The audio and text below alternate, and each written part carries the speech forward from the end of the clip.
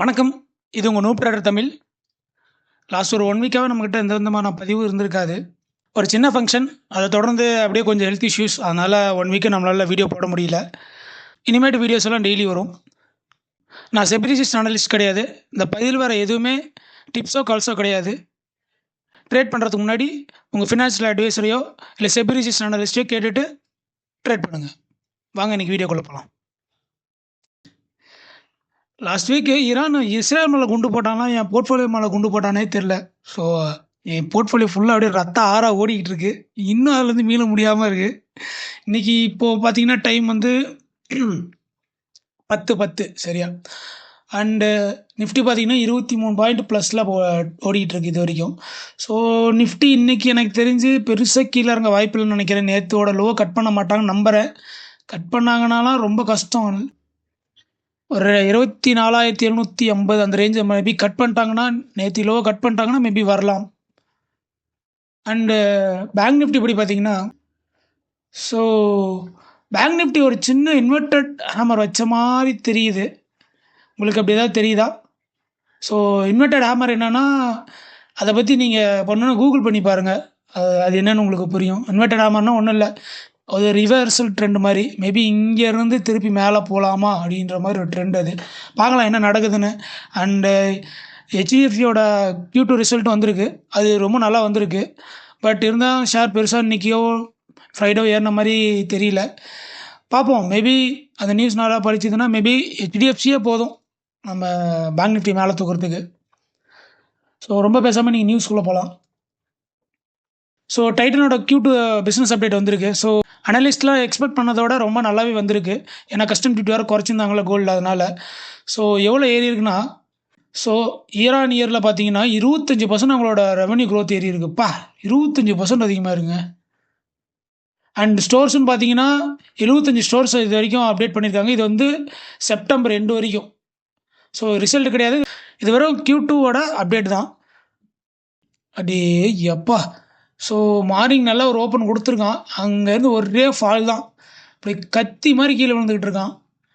Nearly இப்போ வந்து ஒரு 3000 சொச்சத்தில் ட்ரேட் ஆகிட்டு இருக்கு. பார்க்கலாம். இது வந்து 4100 அது வரைக்கும் டார்கெட் கொடுத்துருக்காங்க. யாருன்னா மெக்வரி வந்து 4100 போல் டார்கெட் கொடுத்துருக்காங்க. ஆனால் மார்னிங் நல்லா தான் ஓப்பன் ஆனால், பட் 4100 இங்கே இருக்குது. பார்ப்போம் மெக்வரி சொன்ன மாதிரி இந்த ரேஞ்ச் வருதான்றதை பார்ப்போம். வருமானம் என்ன கேட்டிங்கன்னா இப்போ இருக்கிற சூழ்நிலையை வராதாட்டங்குது. பேசிக்காக இப்போ மார்க்கெட் வந்து இஸ்ரேல் ஈரானால் சப்போஸ் நம்ம மார்க்கெட் விழுந்ததுன்னா இன்னும் நல்லா மற்ற மார்க்கெட் விழுந்துருக்கணும். பட் இந்த மார்க்கெட்டு விழுல நம்ம மார்க்கெட்டை தவிர்த்து. ஸோ மேபி இது வேறு ஏதாவது நியூஸாக இருக்கலாம். மேபி இந்த லாஸ்ட் 1 வீக்காக பார்த்தீங்கன்னா செபி நிறையா ரூல்ஸ் கொண்டு வந்திருந்தாங்க இந்த F&Oவில். மேபி அது வந்து எஃப்ஐக்கு பிடிக்காமல் அந்த மாதிரி செல் பண்ணியிருக்கலாம். பட் இது வாரனாலேயா இருக்குமான்றது கொஞ்சம் சந்தேகம் தான். வாங்க அடுத்த நியூஸ் போகலாம். ஸோ அடுத்த நியூஸ் வந்து மெட்ரோபோலிஸ் தான். மெட்ரோபோலிஸ் என்ன சொல்கிறாங்கன்னா, அவங்களோட ரெவன்யூ வந்து இந்த தடவை 13% ஹை ஆகும்னு சொல்லியிருக்காங்க. அண்ட் ஷேர் எப்படி ட்ரேட் ஆகிருக்குன்னு பார்ப்போம். ஸோ ஷேரை வந்து அது பாசிட்டிவ் வகையில் பாதிக்கலை, இன்னும் நெகட்டிவாக தான் கீழே தள்ளி இருக்குது. பட் நீங்கள் நல்லா கவனிச்சிங்கன்னா தெரியும், ரொம்ப அழகாக மூவ் ஆகிருக்குங்க. பாருங்கள், பழனி படிக்கிட்டு மாதிரி ஏறுறேன். அழகாக ஏறுறோம். ஸோ இப்படி மாதிரி ஏறினாங்கன்னா நல்ல ஸ்ட்ராங்காக ஏறுதுன்னு அர்த்தம். பெருசாக கீழே விளாட்றதுக்கான வாய்ப்புகள் இருக்காதுன்னு எனக்கும் தோணுது. பட் இவன் ஆல் டைம் ஹை வருவானா அப்படின்னு பார்த்தீங்கன்னா மேபி இந்த வரைக்கும் வரதுக்கான வாய்ப்புகள். மேபி ரிசல்ட் டைமில் செக் பண்ணி பார்ப்போம். ரிசல்ட் டைமில் கண்டிப்பாக தான் 2500 ரேஞ்ச் வரதுக்கான வாய்ப்புகள் இருக்குது. ரொம்ப ரொம்ப அழகாக கன்சிஸ்டன்சியாக ஏறிட்டு இருக்கான். கண்டிப்பாக வாய்ப்பு அதிகமாக தான் இருக்குது. அண்ட் அடுத்த நியூஸ், முக்கியமான நியூஸ் நம்ம டாக்டர் ரெட்டி கிட்ட தான். என்னென்னா அவங்க வந்து போர்டு அப்ரூவ் பண்ணிட்டாங்க, ஆல்ரெடி தெரியும். ஸோ ஸ்டாக் ஸ்பிட்டுக்கு ஸோ ரெக்கார்டட் சொல்லிட்டாங்க October 28. ஸோ என்னென்னா 5 ரூபா உள்ள பேஸ் வேல்யூ 1 ரூபா மாற்றுறாங்க. அப்போ ஒரு ஷேர் வச்சுருந்தா 5 ஷேர் கிடைக்கும். அண்ட் ஷேர் எப்படி ட்ரேட் ஆகிருக்குன்னு பார்ப்போம். ஷேர் நம்ம ஆல்ரெடி பார்த்துருந்தோம். ஸோ இந்த மாதிரி அழகாக பழைய ரெசிஸ்டன்ஸை தொட்டுட்டு மறுபடியும் மேலே ஏறுவான்னு நினச்சோம். ஸோ அதே மாதிரி தான் ஏறிட்டு இருக்கு. பார்க்கலாம் இந்த நியூஸ் ட்ரிகர் ஆகி இன்னும் நல்லா மேலே போகிறானான்னு, ஆல் டைம் ஹையான 7000 வரானான்றதை பார்ப்போம். அதுதான் நல்லாயிருக்கும். ஏன்னா நானும் ஒரு சில குவான்டிட்டியில் ஹோல்ட் பண்ணிகிட்ருக்கேன். நானும் இந்த ஸ்பில்ட்டுக்காக ஹோல்ட் பண்ணிகிட்ருக்கேன். பார்க்கலாம். ஸோ நியூஸ் வந்ததுக்கு 0.6 ஏறி இருக்காங்க. மார்னிங் 1% ஏறின மாதிரி நான் பார்த்தேன். பட் இப்போ 0.6 தான் ஏறி இருக்குது. ஸோ லாஸ்ட் வீக் பார்த்தீங்கன்னா நிறைய ஷேர் கீழே விழுந்தது. ஸோ அதை பார்க்குறப்ப எனக்கு சந்தானம் கம்பெனி தான் ஞாபகம் வந்துச்சு. என் கீழே நிறைய மாதிரி கச்சிக்குது, வாங்க நான் போய் பார்ப்போம் அப்படிங்கிற மாதிரி எனக்கு ஒரு சில ஷேர் கீழே கிடச்சிருக்கு. ஸோ அதில் முக்கியமான ஷேர் நான் பார்த்துட்டு இருக்க ஷேர்னு பார்த்தீங்கன்னா JTL இண்டஸ்ட்ரீஸ் தான். ஸோ இதுதான் சார்ட் பேட்டர்னு. ஸோ டெய்லி கேண்டிலில் இருக்குது, வீக்லி பார்ப்போம். ஸோ உங்களுக்கு பார்த்தாலே தெரியும். ஸோ ஒரு சின்ன ஃப்ளாக் போட்டுட்ருக்கான். மேலே அப்படியே போவானா இல்லை இப்படி போய் மறுபடியும் உடச்சி கீழே வருவானான்னு தெரியல. ஆனால் ஒரு நல்ல சப்போர்ட்டில் தான் இருக்கான் ஹெவி. ஸோ இது இப்பயே சொல்லிடுறேன், டிப்ஸோ கால்ஸோ கிடையாது. அக்குமுலேட் பண்ணுற மாதிரி இருந்தால் இது ஒரு நல்ல ஷேர் இங்கே அக்குமுலேட் பண்ணுறதுக்கான வாய்ப்புகள் இருக்குது. ஆவரேஜ் பண்ணுற மாதிரி யாராவது இது வந்து 280 எடுத்திருந்தால் இங்கே ஆவரேஜ் பண்ணுறதுக்கான ஒரு கரெக்டான டைம்னு நான் நினைக்கிறேன். அண்ட் பார்ப்போம் எப்படி ஷேர் ட்ரேட் ஆகுதுன்னு. அண்ட் வேல்யூஷன் எப்படி இருக்குன்னு பார்ப்போம்.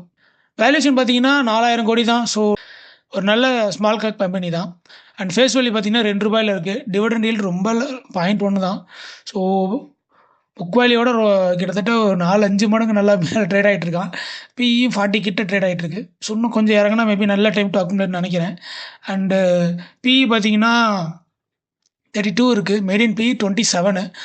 ஸோ இன்னும் கொஞ்சம் கீழே இறங்குச்சுன்னா ஐ மீன் 177 ஆர் 200 அந்த ரேஞ்சில் வந்துச்சுன்னா இன்னும் அக்குமுலேட் பண்ணுறதுக்கான வாய்ப்புகள் ரொம்ப அங்கே நல்லா அக்குமுலேட் பண்ணலாம்னு நான் நினைக்கிறேன்.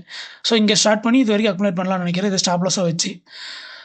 அடுத்த ஒரு முக்கியமான நியூஸ் வந்து நம்ம ஷேர் மார்க்கெட்டை நான் வழிநடத்துகிற நம்ம செபிகிட்ட தான். ஸோ என்னென்னா இந்த ஹிண்டன்பர்கே விட்டாலும் விட்டுருவாங்களாட்டு வந்து நம்மளோட ராகுல் காந்தி விட மாட்டாராட்டு. ஸோ அதே தான் ஹிண்டன்பர்கோட நியூஸ் வந்து பார்லிமெண்ட் கமிட்டி வந்து ஒரு மீட்டிங் வச்சு பண்ண போகிறாங்க, ட்ராய்கிட்டையும் செபிகிட்டையும். ஸோ இது எப்போ நடக்க போகுதுன்னா October 24 அப்போ நடக்க போகுது இந்த மீட்டிங்கு. ஸோ பார்ப்போங்க இதுலேருந்து என்ன நியூஸ் வருதுன்னு. பட் இதில் 2 பேர் முக்கியமான பேர் என்ன யாருன்னா செபி சேர்பர்சனும் ட்ராயோட சேர்பர்சனும் வந்தாகணும். பட் இவங்க என்ன சொல்கிறாங்கன்னா அவங்க மேபி நேரில் ஆஜராகாமல் இருக்கலாம். பட் அவங்க ரெப்ரசன்ட் பண்ணி கண்டிப்பாக ஆஜராவாங்கன்னு சொல்லியிருக்காங்க. பார்க்கலாம் என்ன நடக்குதுன்னு. இவங்க சும்மா விட மாட்டாங்களாட்டங்குது. ஸோ இதெல்லாம் தான் நியூஸ் நான் இப்போ பார்த்தது. ஸோ ஷேர் மார்க்கெட் இன்றைக்கும் ரொம்ப அதிகமாக இல்லைங்க, கொஞ்சம் மந்தமாக தான் இருக்குது. அண்ட் பேங்க் நிஃப்டியும் பார்த்தீங்கன்னா ரொம்ப நாள் அப்படியே மந்தமாக டோஜி வச்சுக்கிட்டு இருக்கான். பார்க்கலாம் என்ன நடக்குதுன்னு. நிஃப்டிலாம் 27,000 ஈஸியாக போவான்னு நினச்சோம், சொல்லி 2 நாள் ஆகல. மேலேருந்து இந்த கோட்டை சாமி தலைகீழத்தான் குதிப்பேன் அப்படின்னு குதிச்சிருக்காரு லாஸ்ட் வீக். பார்ப்போம் லாஸ்ட் வீக் எத்தனை இறங்கியிருக்குன்னு, எவ்வளோ இறங்கியிருக்குன்னு. லாஸ்ட் வீக் ஒரு 5% இறங்கிருக்கு மார்க்கெட்டு. இது பெரிய ஒரு ட்ராப் தான். பார்க்கலாம் இங்கேருந்து ஒரு சின்ன ரெஸ்ட் எடுத்துகிட்டு மறுபடியும் கீழே இறங்கினானா அப்படியே மேலே போகிறானான்றது. பட் பேங்க் நிஃப்டியை பொறுத்த வரைக்கும் டெய்லி கண்டினில் ஒரு சின்ன இன்வெர்டட் ஆமர் வச்சுருக்கான். சரி பார்ப்போம் இது எப்படி ட்ரேட் ஆகுதுன்னு. ஈவினிங் இன்னொரு வீடியோவில் சந்திப்போம். ஹோப் இந்த வீடியோ பிடிச்சிருன்னு நம்புகிறேன். பிடிச்சிருந்தா லைக் அண்ட் சப்ஸ்கிரைப் பண்ணுங்கள். மீண்டும் இன்னொரு வீடியோவில் சந்திப்போம். நன்றி மக்களே.